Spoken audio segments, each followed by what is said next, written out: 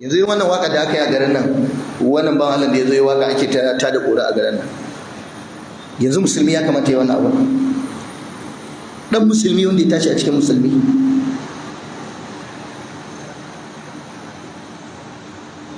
waƙoƙi na tada sha'awa na fitina, yara ƙanana suna koya, yarinya budurwa ta zo ta sunkuya, wai saurayi yana mata gadon bayanta ana sosa la ilaha illallah.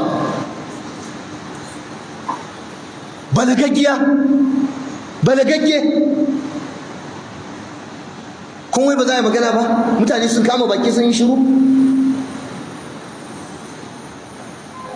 Wajibi ne mai wani abin ya gaggauta tuba a matsayin sanin musulmi muke mu'amala da shi, kuma ba shi kadai ba, da wanda za su yi nan gaba, da wanda suka yi a baya, da wanda suke shirin yi. Allah ya saka wa hukumar tace fina-finai ta Kano da alkhairi, Allah ya saka musu da alkhairi da suke ta kokarin su bi su kare tarbiyyar Kano, addinin Kano, musulunci da tarbiyyar mu, kuma wajibi ne mu taimake su wallahi.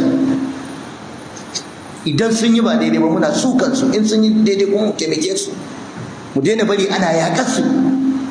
Musulunci suke taimaka, tarbiyya suke taimaka, addini suke taimaka. Yara suna ta faduwa wayek da neko da jarabawa, amma duk sun iya waka. Yanzu duk sun haddace waka, kai ka ce allo aka rubuta musu ka haddace ta. To a je ma ana ta jin waƙoƙin, har kuma a zo ana koya mutane batsa. Idan yan Indiya sun yi ko yan Amerika sun yi, ba mu da ikon mu same su, ba yan garin mu bane, ba yan addinin mu bane, ba yan kaza ba, amma dan harshen mu yazo ya kuma zuba ido mu shiru, ba za a fadakar da shi, ba za mu yi nasiha ba. A'a, ba daidai bane. Kuma duk wanda yake taimakon mai barna da yada barna, wallahi shirye ga motsa da Allah, lokaci ne za ku yi ku gama.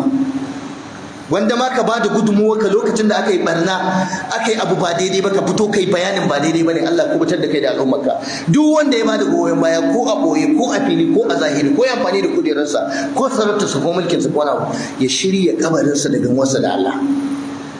Allahumma fashhad, ya rabbi ka shaida. Sani ya ku yan uwana, jin kiɗa da